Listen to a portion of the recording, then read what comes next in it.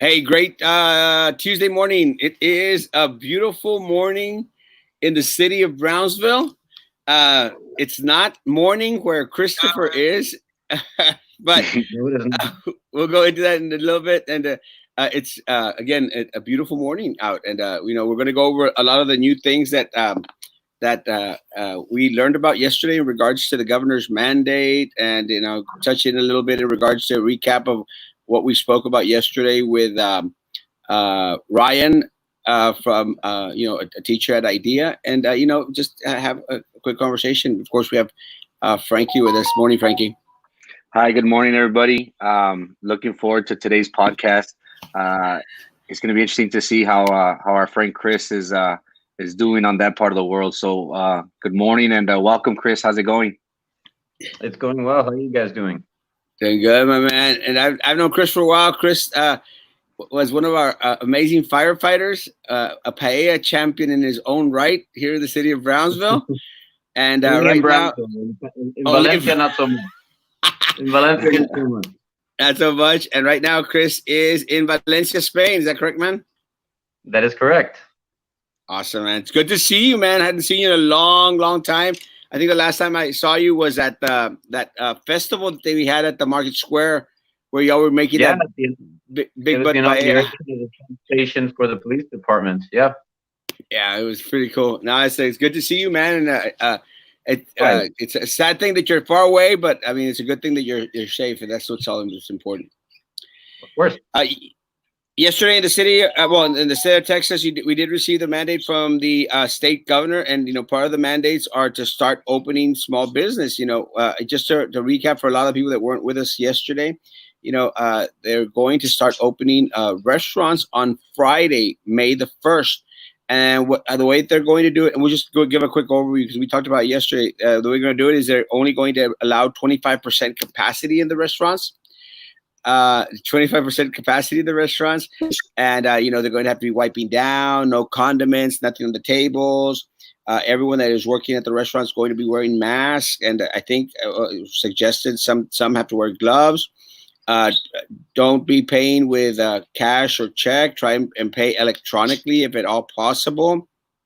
But if someone does take your card, they're going to have to go back out there and wash their hands immediately right afterwards. So a lot of different little restrictions, 25% capacity. One of the things that we talked about, one of the things that Cindy brought up is that it might not be feasible for some restaurants to even open at that rate because, they're not going to break even with the 25% of capacity, which might be, there might be better in towed in regards to just says that keep on doing curbside, which might be the best option. Also, the cinemas are going to be able to open on Friday. We have learned that one of the main theaters out there, AEF, is refusing to open. They say they will not open, and we did read this morning that, and it's a one that came out a couple of weeks ago, that Cinemark is not planning to open till probably sometime in July. So again, I was hoping to go to the movies on Friday, but it's not going to happen. And again, these are to reopen the economy. And Chris, how's it going up there in Spain? Are they starting to reopen? Not really, not the economy side of it. We are actually currently in our seventh week. It's actually hit 45 days, so we're in our full-blown seventh week of lockdown.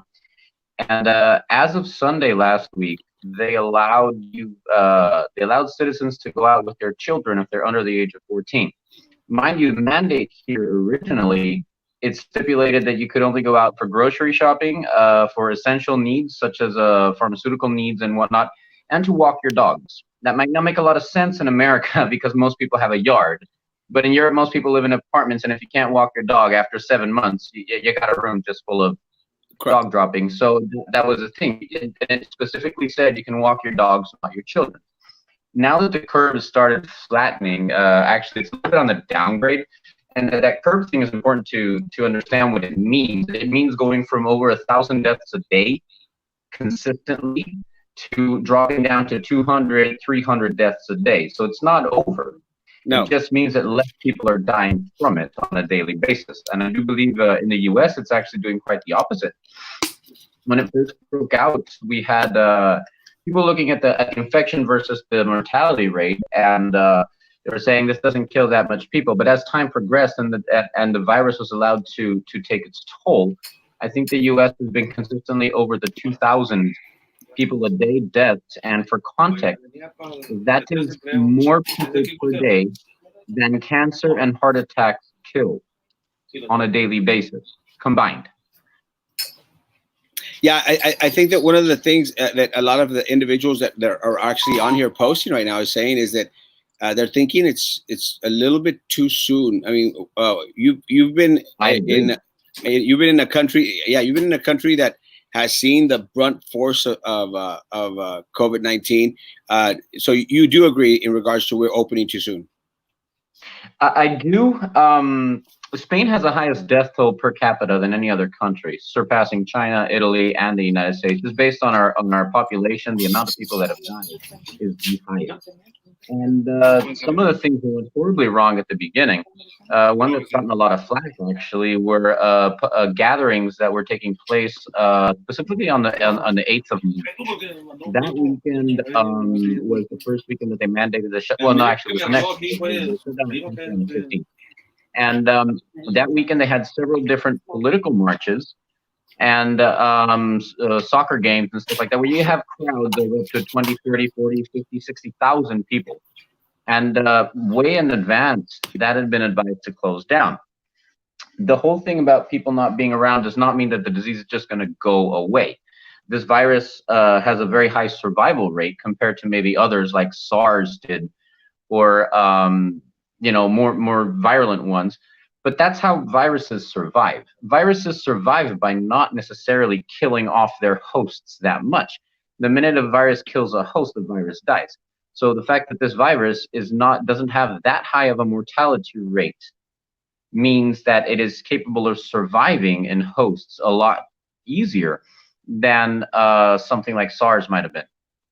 So the fact that it has been surviving and being carried around means that it can still continue to multiply, and it has a very high survival rate on surfaces as well. So reopening up, even reopening up Spain, even though it's been nearly 2 months here in which the economy has gone flatlined, most of the businesses have just all but disappeared. I still think that a second wave would be very, very critical to anybody who has long-term objectives for their economy or even personal well-being. Well, that is one of the major concerns in regards to what's going on here. I think one of the major concerns that we're having and we're focusing on is that second wave, and part of the issue, I think that that a lot of people had, a lot of the concerns are that this is a novel virus. This is a novel thing coming into. It's new, completely new. We have very little limited information in regards to what's going on. The information that we've gathered here in the United States has basically come from you all, from China, unfortunately, from Italy, and from the countries that have been most hit by it.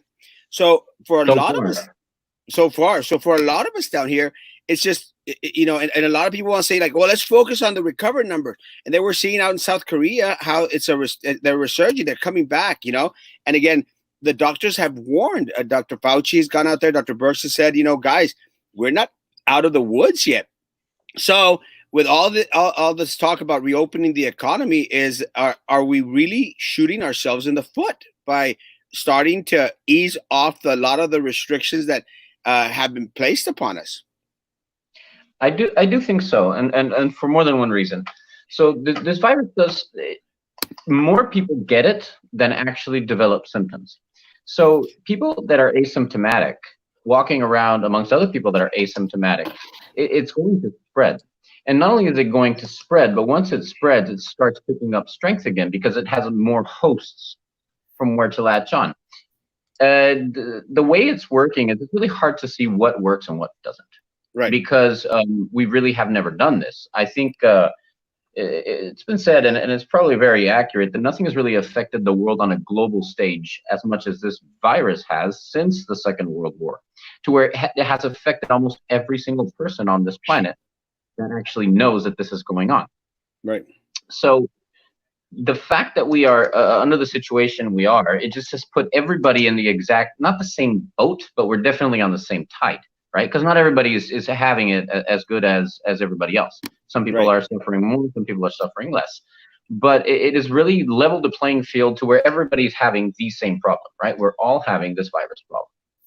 And that is causing people to deal with it in very different ways, but also kind of coming together in the same way. And the way it happens is over time, and this is something we saw here a lot, over time, as frustration sets in, we're trying to find a culprit, right? Because when you have a problem, most people tend to focus on who's responsible for it rather than how we're going to fix this. Because it's easier. It's easier to find a guilty party rather than take responsibility and accountability, do your part to Right. improve this thing. It's like with every other crisis we have. And it's causing people to go against what would be considered better judgment, long term speaking, and just seeking short term comfort. And yes, we all miss. I mean, I could show you. I want to show you where I live, because if you think you miss where you're at, check this out. Oh wow. That's my balcony. I live on the marina on the Mediterranean coast. Oh. I sit on that balcony every day, have a morning coffee, and look at all the places I can't go. Wow. And I don't have a yard to go to, so I'm literally in an apartment. So it is frustrating, but at the same time, how bad do we really have it? And I think it comes in Western culture. We become very accustomed to having things not be that bad. Right. And if you look at it, we have running water in our taps. Most everybody at least has frijoles y arroz, and then pollo y huevos, so we won't die, right? We won't die. The electricity is running, the AC is up, and the heating is up. So how bad do we have it to where we can't just buckle down a couple months of our life? To those of us who are, I'm 35, times 12 months, just take 2 out of those. And in my entire life, this is just something I did in 2020. But the fact that people are just looking more for that short-term pleasure of my need to have a meal outside, which, believe me, I wish I could just go downstairs and have a beer in the terraza there and just enjoy myself. It's not in the cards right now. 35,000 bars closed down in one day in a place where 70% of the income comes from bars, restaurants, and consumption. Yeah, it's one of the things, and let's read out some of the comments. We need to make our own decisions and be safe. It's up to us to decide if we want to be exposed or not. It doesn't matter if Texas is open or not. And I agree, Mary Tony. And I think I understand what you're trying to say. You're trying to say is, we have to make the personal decision, even though government opens up. But we have to also understand that, a lot of people will take that and do the flip side of it, saying, well, I have a right if I want to expose myself. And the issue is not so much exposing yourself, is that you start to become a carrier and you start probably infecting someone other. And the issue is when you start to infect individuals who have underlying health conditions or are elderly or very, very, very young and do not have the defenses that we have. So that's where I think becomes an issue. I'll read this real quick. Nothing is a good idea right now. People need to understand that if someone in your family gets this, they have to be alone. Yes, we can't be with them.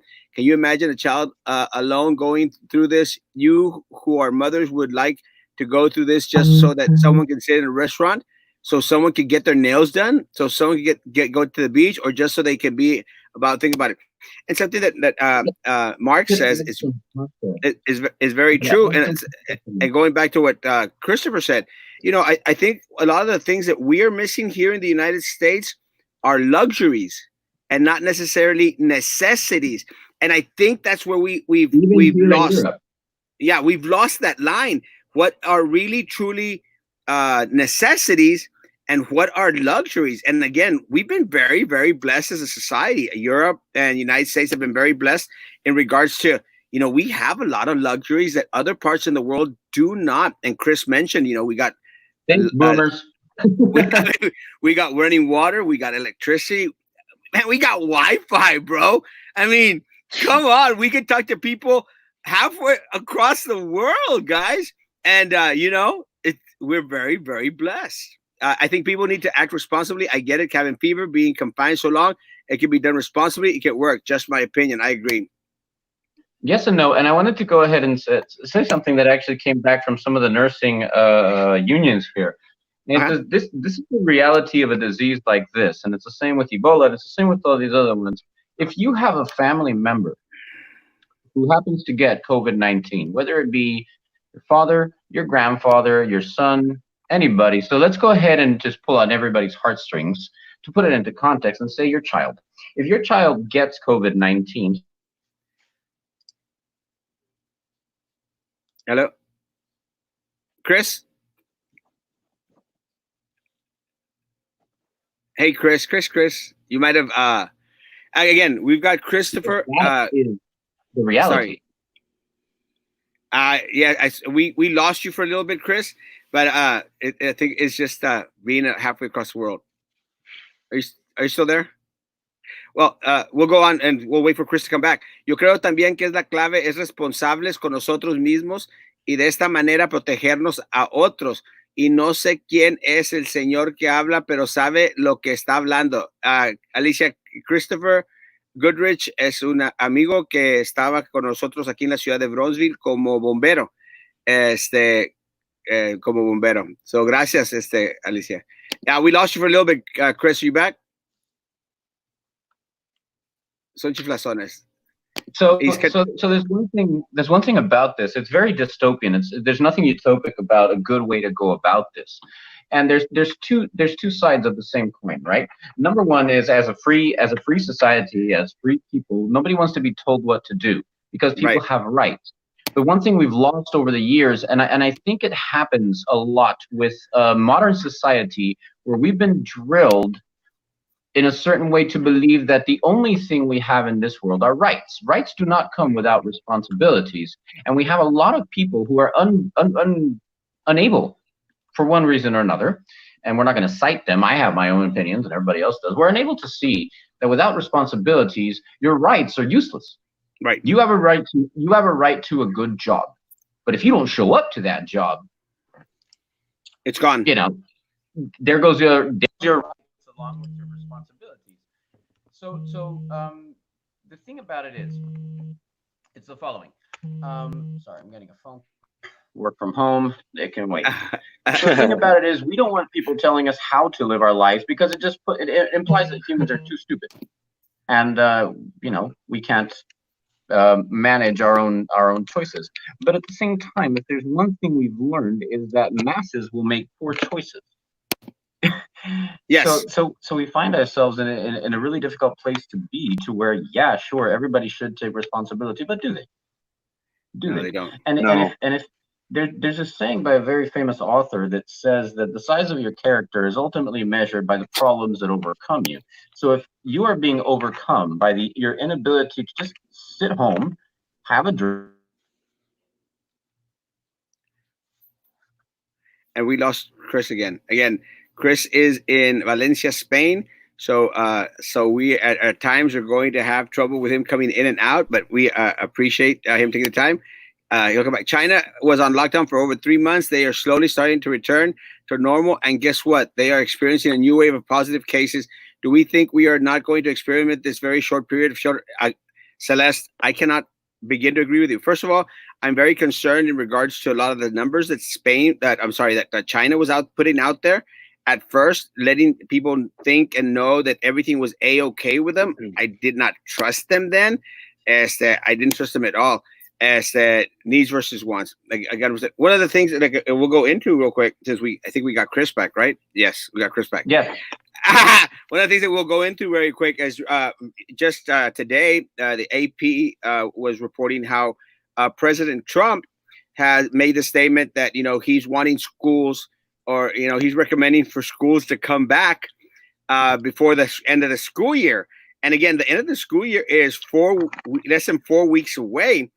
And again, President Trump tends to sometimes, not most of the time, not all time, but sometimes, make little statements that make absolutely no sense, like injecting Lysol into your system.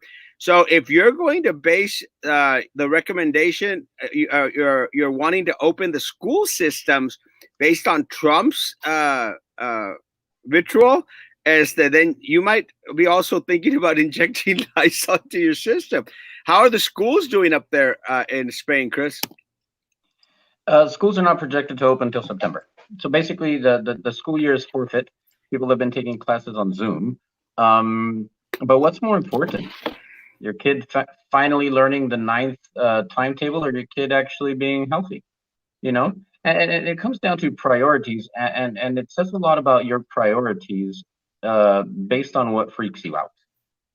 And what distresses people really just goes to show where their priorities is, and that's fine. People are allowed to prioritize in their life whatever they want to, because it usually comes from their personal experience, their values, and that is fine. We all have different ones.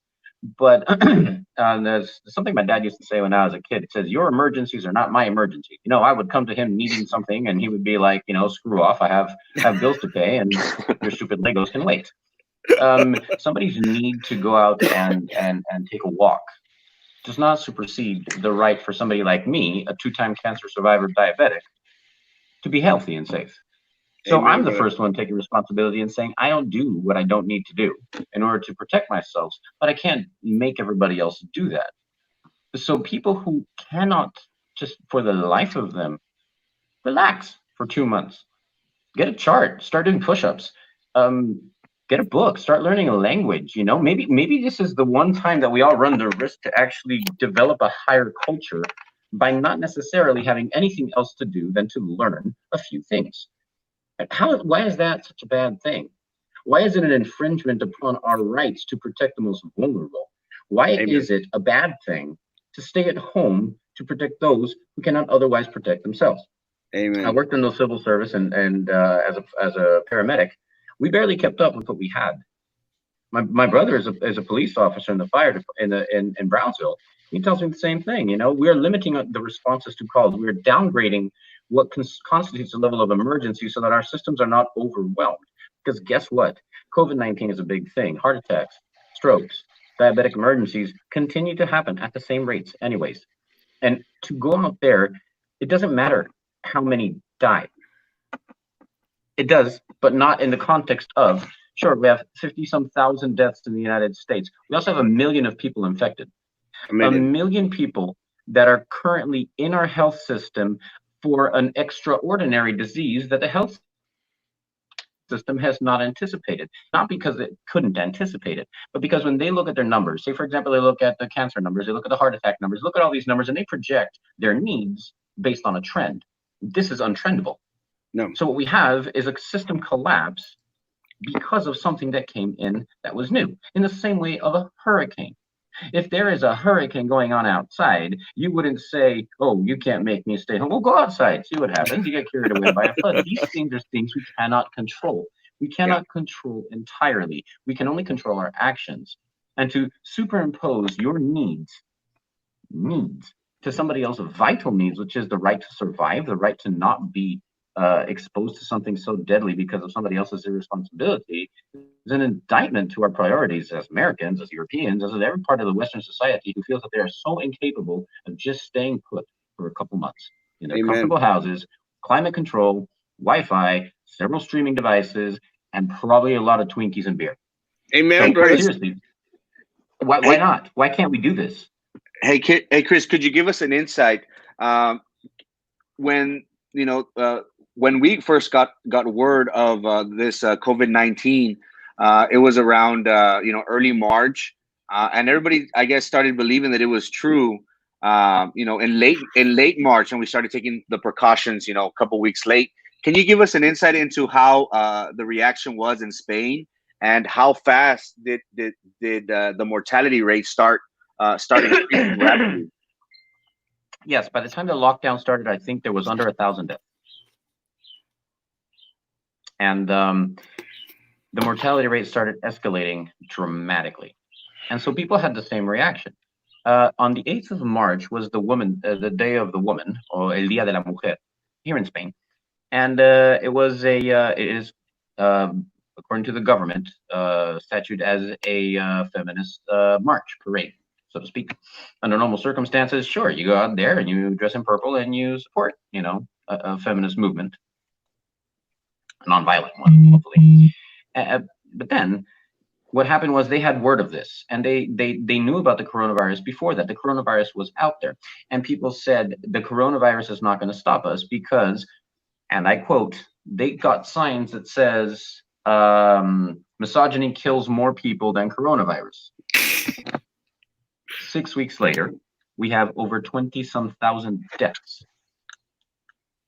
Wow. Something that happened in New York, which is now has more confirmed cases and deaths, more confirmed cases, soon to be deaths than anywhere else in the world. That's just the state of New York. When Donald Trump started calling it the China virus, I think he could have done better on that. You know, I mean, you got to give the guy 50-50. Not everybody's perfect. Right. Started calling it the China virus, and some of the city council people said, you know what? We're going to go ahead and make a statement. Everybody go down to Chinatown and hug an Asian because that's racism. 25,000 people went to Chinatown in New York that had just confirmed a massive outbreak and started hugging and kissing people because, you know, political correctness. Yeah, screw Trump. This could have been avoided. And the thing about it is, everybody's made mistakes. Everybody's been mistakes, down to from a personal, institutional, and every single level. Everybody's made mistakes. Let's not add to that by saying that the mistake was not to have made another one. Right now, you know, nobody's died from being in confinement. I just want to point that out. Deaths for being confined are zero. 100%. 100% survival rate to those who have not gotten infected and are still staying in their houses. Yeah, Manny's made a statement in regards to personal responsibility, and again, I agree. I mean, we all have to take responsibility for a lot of these actions. But you know, one of the things that I mentioned at church, you know, I preach at church, is one of the things that I mentioned in church was, guys, it's a good time to reflect on how skewed our priorities are. You know, a lot of the things that we are enjoying now, because some people aren't enjoying. A lot of things that we're enjoying now are things that we shied away from for ages. You know, now families have to be together, families have to eat together, families have to spend time together, and it's stuff that we had shied away from because of whatever you may think. But again, it's a good time to start reevaluating our priorities and what becomes a necessity and what becomes a luxury. I have students in China who literally have not set foot outside their doors in over 80 days. Wow. It's very hard for me to sympathize with people in the United States. It's about the greater good, not the individual. Opening schools is asinine. And I agree with Manny 100%. It's crazy. It's madness. To have our teachers, to force our teachers by voluntary going back on campus is just irresponsible. And it is heartless, to say the least, when these teachers have children at home. And who's going to watch over those children? It's just dumb. They're guys. Exactamente. Children do not belong to teachers. No, they don't. See, classic version of the Hippocratic oath. I swear by Apollo, physician, Hygiene, and Pakera, and all the gods and goddesses making the witness, told him to just taught me this art and equal to the parents to live by that partnership. And if he is in need of money, give him a share of mine. That's kind of long, but I love Cindy. This will be a drain on our law enforcement at hospitals. It's a shame. Chris, yes? It will be. It will be, because under normal circumstances, and this is not grounds, I know everybody, not everybody, but every city likes to take their problems and feel unique about them. You know, you break up with somebody and you feel uniquely distressed, or you get cheated out of a financial thing, and everybody wants to feel unique about it. But let me tell you something. People operating at limit capacity, whether it be law enforcement, emergency medical services, fire department, hospitals, nobody plans to have 20-30% more staff available than what they project they're going to have. So under normal circumstances, everybody's tied up. Everyone. And so going out and it's not only about the risk, it's about tying up services unnecessarily. Hospitals are already they're probably at 100 and 130% of their capacity. And that's without accepting patients that might actually need healthcare non-related to the coronavirus. But since this coronavirus is something we need to act about now, it has to be acted on now. And you don't have time to put other things that, you know, that's important. For example, I'm on treatment for cancer. And I currently have not had treatment for my cancer. It's an immunotherapy, and it's not immediately necessary. I can probably wait a little bit, but I haven't had my treatment in 2 months. And I was talking to my sister today, and she was outraged. She was completely outraged. And I said, well, hold on. There's a difference between urgent and emergent. Something that is urgent needs to be addressed as soon as possible. Something that's an emergency needs to be addressed now. Right. And that is why there is a hi, Ali. It's good to see you. Sorry to say hi to people there. Wow, Go. people remember me. Yeah, Ali. Hi, sweetie. People need to understand the difference between something that's urgent and an emergency, and there's why we have a triage system. There's why our healthcare providers are trained to act under normal circumstances, but also under very, very difficult ones. And these are very, very difficult ones. So that is why it might not take precedence, something that under normal circumstances you might be seen immediately, or might be pressured to take transport to a hospital for something like that. I think I'm not familiar with the other story that came out, but I'm familiar with like 1,000 of those that used to happen all the time, Right. So there's probably a little bit less information that's being fed in the media, but things tend to be less important when something else requires immediate action. And if people don't want the economy to be closed down any longer, keep it the way it is, because a second wave is going to be even worse. Not necessarily worse in the sense of that it's going to have a higher casualty rate. We're just going to feel really stupid if we could have avoided this stuff in April, and here comes November, and instead of having a turkey, you're having whatever pigeons you can hunt in your backyard because there's simply an infrastructure meltdown. That is a possibility. So why not take time to do it now? We're already stuck. It already sucks. Has anybody ever done any fasting? They would know that you're hungrier on the first few days than you are towards the end of your fasting, right? It's just the way it works. It's the initial shock. Now I'm more used to it. The first couple of weeks being clustered up in here was terrible. Now I'm kind of used to it. I made myself a schedule. I wake up early on time and able to just keep myself in a routine.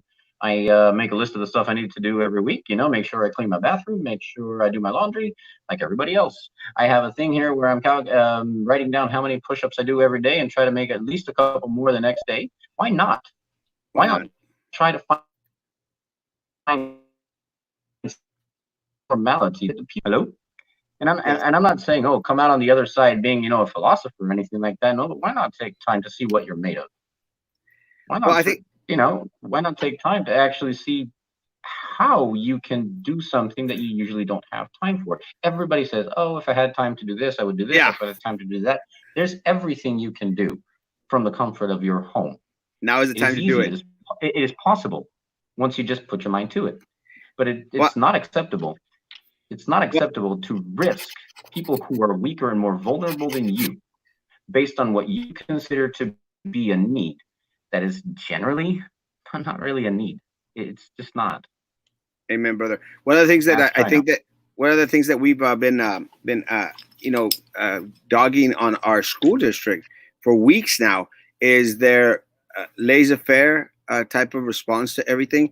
I mean, we've been wanting them to be a little bit proactive.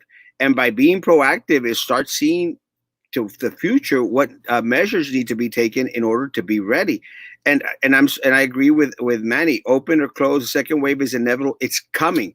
So instead of dealing with it then, let's start preparing for it now and learn from the stupid mistakes that we have done as a city, as a county, as a school district. I mean, there's no doubt in everyone's mind that mistakes have been made. No proactive measures had been taken in regards to getting ready for all. We're trying to get ready for all of these things that we were experiencing. We find out that we were not Wi-Fi capable. We could not provide the service to 43,000 students. So, guys, it's time to stop. It's time to start being proactive in regards to what's coming up in the very, very near future, which could be a second wave. Does that not make sense to everyone out there? I think it's inevitable. I think it's going to be inevitable. The thing is, talking about a second wave when you're on the highest part of the first one means we're doing something wrong. Especially if we're deciding to make that second wave a sooner possibility. It's not like it's going to be a second wave. It's just going to be a bigger one that you're currently on now. Now, some people have gone ahead and advocated for herd immunity.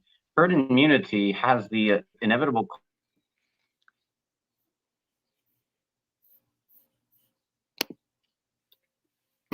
And we've lost Chris again. Again,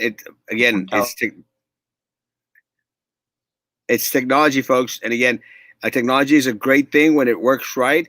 And one of the things that I think that I think Celeste was letting us know. She teaches students all the way in China, which is amazing, in several cities out there. These are the challenges that we have.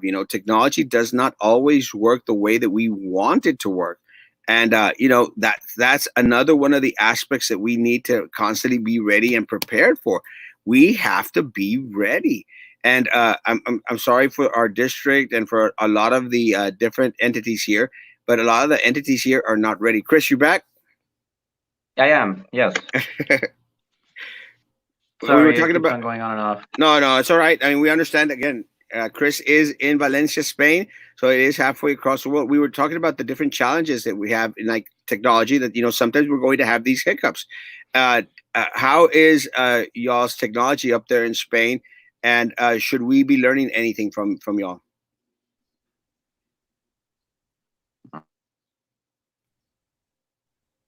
Case in point. Hello. You back? Aquí estoy. Aquí, how is technology up there? And what can we learn from y'all and y'all's battles with technology? Well, technology is pretty much the same all over the world. There's a generalized standard on almost everything here, and for something especially that has no cure at the time, it is down to palliative and just basic care. You're just trying to make somebody have enough oxygen, trying to make somebody control the fever and all this kind of stuff. The technology hasn't really done that much of a difference. You get the virus, and it's a lottery. Flip a coin, you live, you die. That's kind of how it is. I've heard we had the most important thing about it also that we noticed here is that way back when Madrid wasn't doing too good. Madrid actually had a very, very, very high exposure and infection and mortality rate.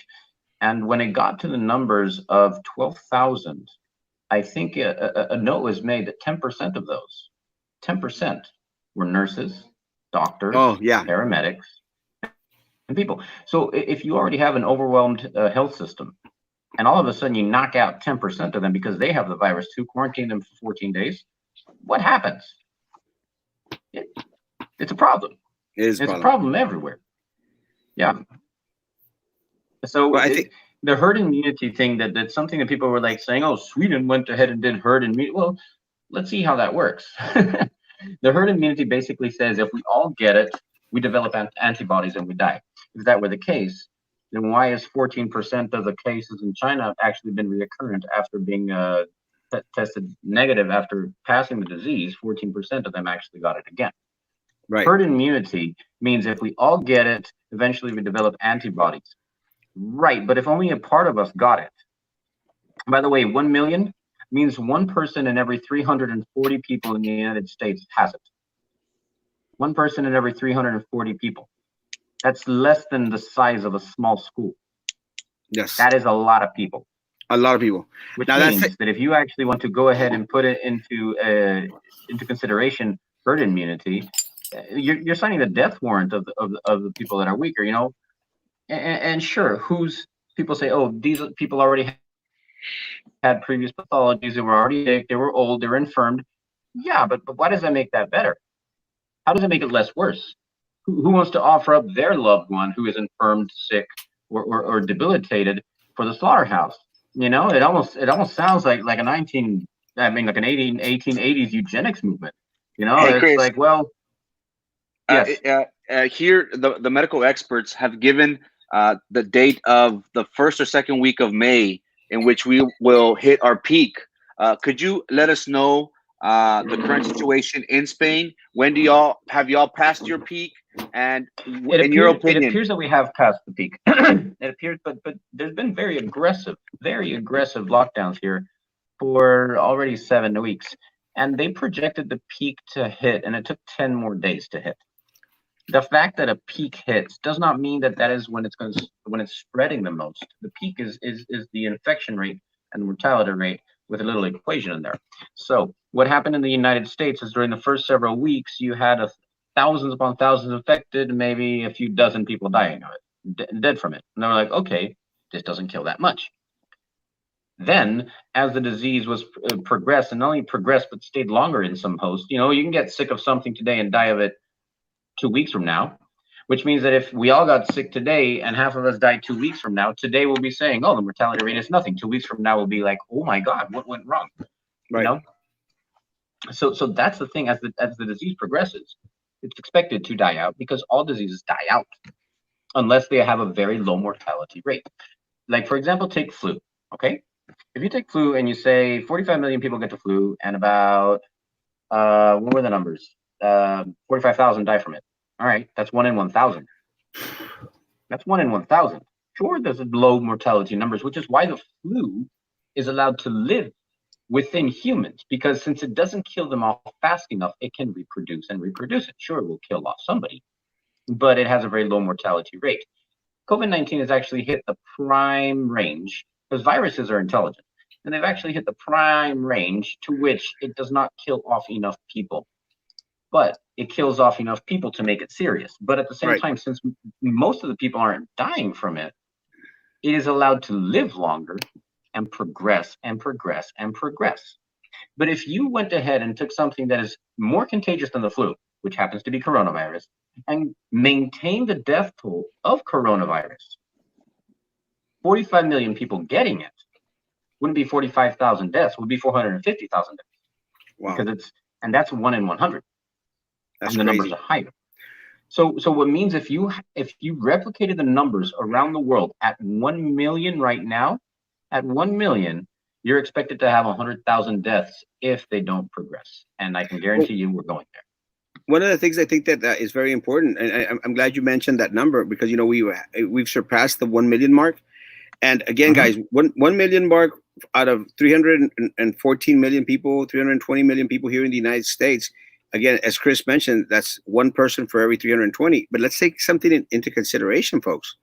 Those are the individuals that have been tested for coronavirus. I mean, we have not been tested here in Cameron County.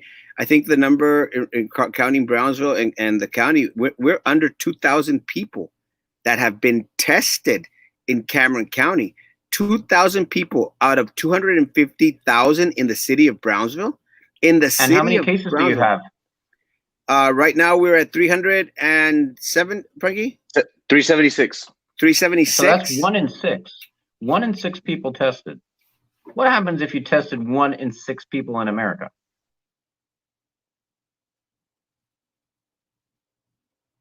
Hello? It's not enough. Oh, it's definitely not enough. If you had the same rate, 1 in 6 people, and you tested 1 in 6 people, and that's 60 million, and 1 in 6 people actually had it, that would make 10 million. Easily. And again, so what are we doing? Well, it's madness. And look, and I understand the not the urge, but the wants of several individuals, like just open everything back up and, you know, let's roll the dice in regards to this. Again, you may think that for yourself, but you're not thinking about the community as a whole.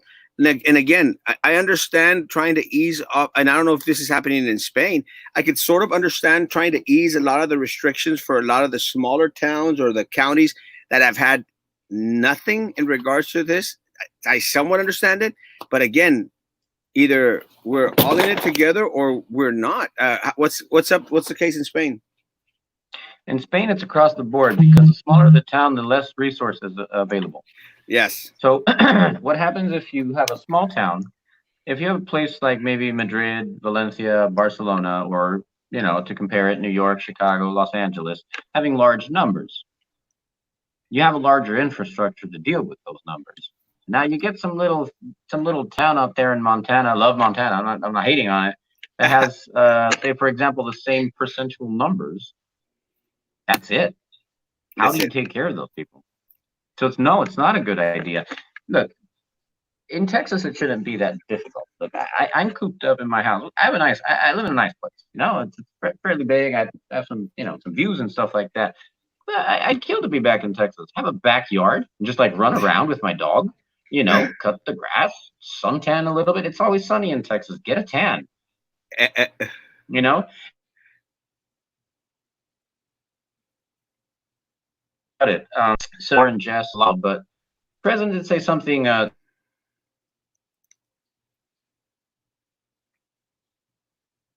Again, we're dealing with technology, and again, technology doesn't always work the way we want it to work.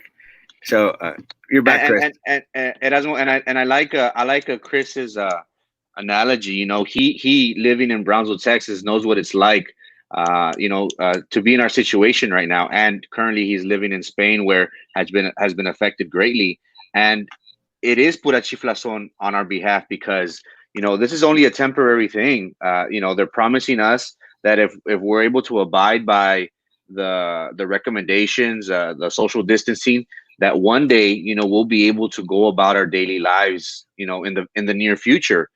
So we shouldn't be exposing ourselves or taking that risk. We should take every precaution to try our best to stay home. Recently, the county judge did open up the beaches again, which I'm not in favor of. I understand people want to go out, exercise, get some rays. I'm all for that, but we're allowing people the opportunity to get where people gather. So right now, I don't see the necessity of it. Again, I understand, for stability reasons, I would interject. it is recommended, but as of right now, I think the beaches is too early to open. Chris, I would interject on that. The beaches, probably not the worst idea. The worst ones are the restaurants, and I'm sorry, Erasmo, the cinemas and the theaters and stuff like that. Here's an example. I know. It's heartbreaking. It's heartbreaking. But here's where I'm going. Okay, so what the president.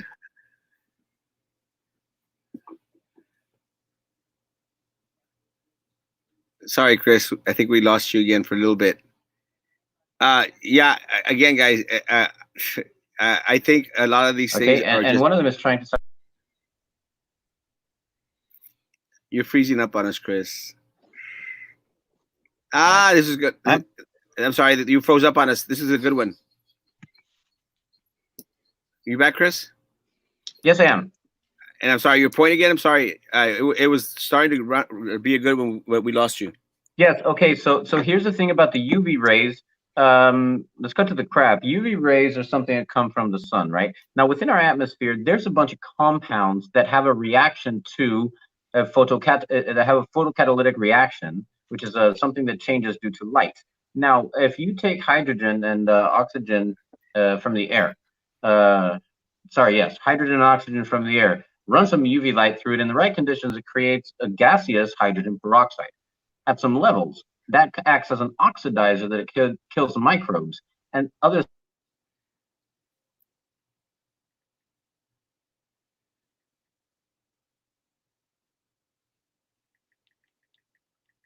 And I think we've lost Chris. Yeah. No, we're here. So when the light comes into the atmosphere, it reacts with these chemicals in the air and it actually oxidizes it, right? That's why we grow old. That kills us too, but it does kill microbes. So there is some reasoning to say that in the sun, this does not spread as much. So beaches, not the end of the world. You want to get into a cinema where it's dark and everybody's coughing and breathing? I would not do that. A restaurant, here's how go ahead and do an experiment from home if you want to know how this works. Wash your hands, and then without drying them, go about your daily life. Would you not dry your hands and touch your computer, for example? No, you're going to get water in it. I mean, you touch your face, you got water on your face. You touch some important papers, you got water on those papers. And until the water dries out, you've wet everything. Now imagine a virus that can live on surfaces for 3 days. That's how it is. So no, I would not give my credit card to anybody who could touch it. Right.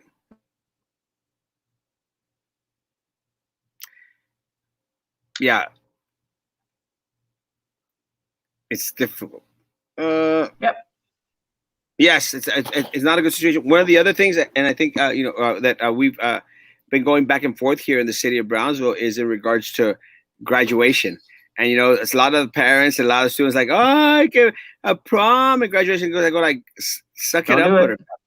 It's madness. And the school districts in not only Brownsville but in the area are giving a date of expectation of maybe May, maybe June, maybe July, maybe guys, it's a bad move, isn't it, Chris? I do agree. It's a bad move. If you graduated in 2020, that's not the biggest story you're going to tell your grandkids. No, not about 2020. There's a whole look. 2020 has given us Tiger King, the coronavirus. I think Kim Jong-un might have just died. So it's like, believe me, if you graduated in 2020, it's low bar on the wow. Guess what happened in 2020? So, yeah, it's just it's not that important. It really isn't. it It really really isn't. isn't. It's kind of like at the end of your paycheck. At the beginning of your paycheck, you're going to go out and buy steak and champagne. At the end of the paycheck, you're eating ramen noodles. Does that mean you didn't eat? No, it just means that you learned to live with a little bit less. We're at the end of the paycheck with this one, learn to live with a little bit less. Amen, brother. One of the things people need to understand is that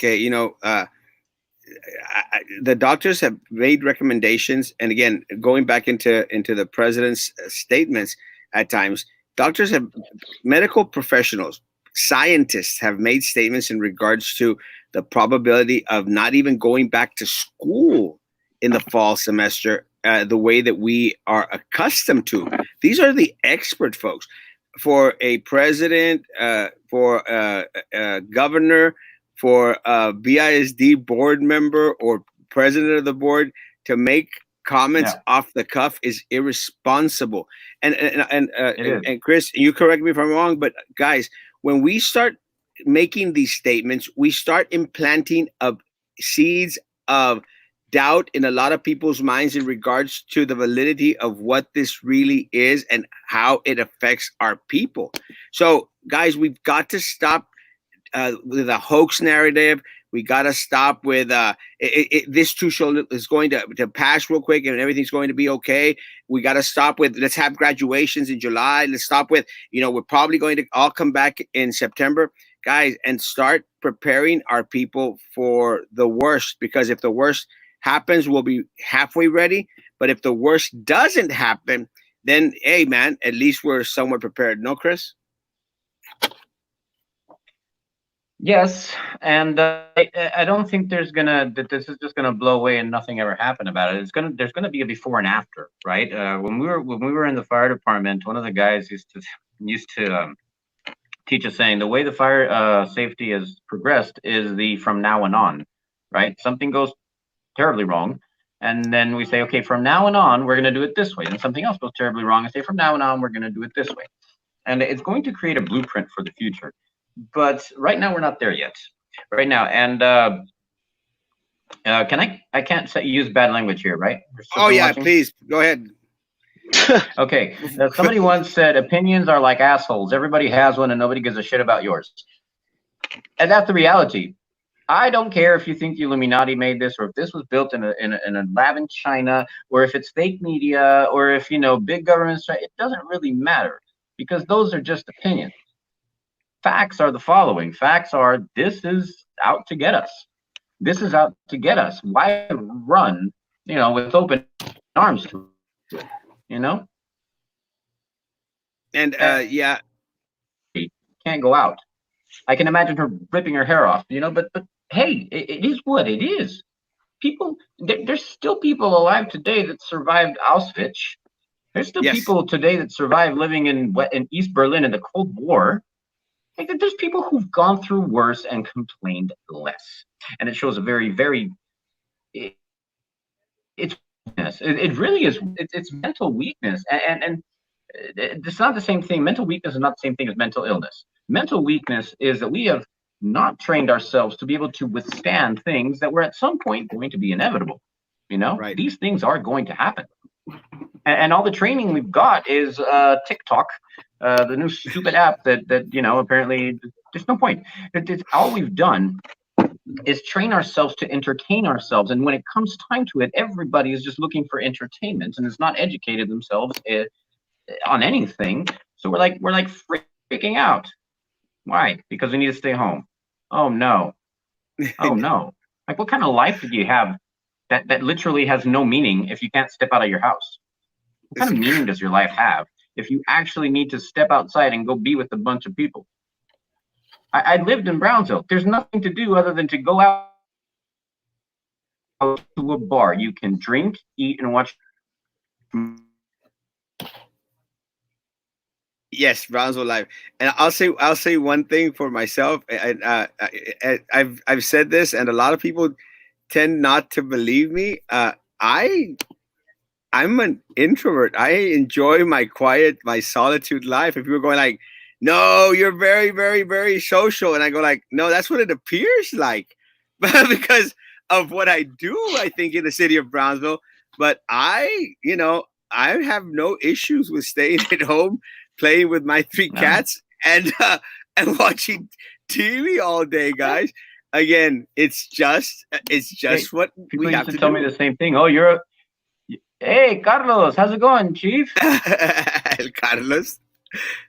Chingao, ya me pillaron. Okay, guys, I'm out. Ya llegó el capo. Ya llegó el capo. El Capo. Hey, Chief. Good. Here in Spain, having a conversation, putting some perspective on how things are going on the.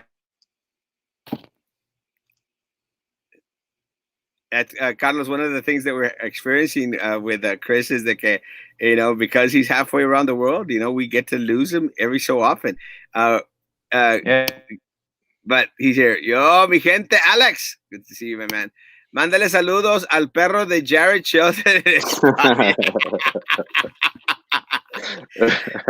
Carlos couldn't contain himself. He had to throw that one out there, Carlos. Nothing wrong in living. Ya valió. We're all in trouble now. Nothing wrong in No, living but mira, I'm retired. I get to say whatever I want. Well, I think Carlos is a little bit retired too. Too soon, too soon. Too soon, Carlos? Yeah, no. Too soon, too The soon. good thing about it is, regardless of what I say now, I'm not going to get a phone call saying you need to come into the chief's office to talk about something. Hey, it's not going to happen. It's not gonna happen. Thanks, Chief. Appreciate that. Thank you so much. We're doing what we can. We've been here for almost an hour. Man, it's good to see you, Chris. Hadn't seen you in a while. It's good to hear you. One of the things that I've always said, we are not always all going to agree on everything out there, but we have to respect each other's suffice in order to dialogue and discuss the things that we disagree on in a way that is respectful. And I've always considered Chris a friend. I've considered every other firefighter here in the city of Brownsville and every police officer a friend.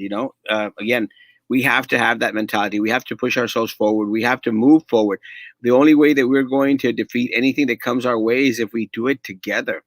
And that's one of the things that's constantly a cliche that's said out there, but hardly ever lived by. Frankie, any last words? It was great to hear from.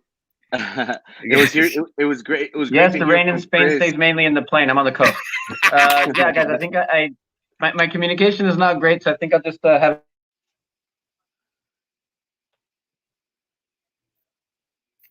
All right, we lost him again. Frankie, any last words? Yeah, it was great to hear from Chris, who lived in Brownsville and now is currently in Spain, in one of the countries that was severely affected by this virus. This goes to show that this is something that is very real. There are people that have been neglecting many of the recommendations and orders set down by our county judge and our mayor. So it's good to hear from people like Chris to give us a better perspective of what's going on the other side of the world. Again, businesses are set to open in the very near future here in South Texas, here in Brownsville. Let's try our best to take every precaution to be safe. We don't want. Again, we do expect for there to be a second wave. So let's try our best to be prepared for that. Thank you, Chris, so much. Chris, are you back, Chris? Chris, any final words, Chris? Chris? Christopher! Chris, any final words? Hey, Chris, any final words before we lose you again? No. Okay, guys, it was an honor. It was for me. It was a personal blessing to have Chris on. Again, Chris, a friend of mine, part of our amazing firefighters here, now retired, living in Valencia, Spain. Great conversation, great insight, and again, we do appreciate anyone and everyone that wants to come on. He went to sleep. Damn, Chris. It's actually like 6 o'clock over there. He told us, guys. We'll be back tonight at 9 o'clock in the evening. We'll have updates in regards to the new numbers coming in. We'll also talk about the mandates and in regards to what the response has been by different business people here in the city of Brownsville.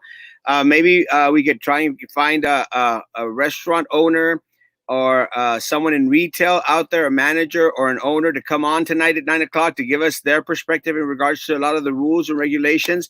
So, guys, again, thank you, Chris, for coming on.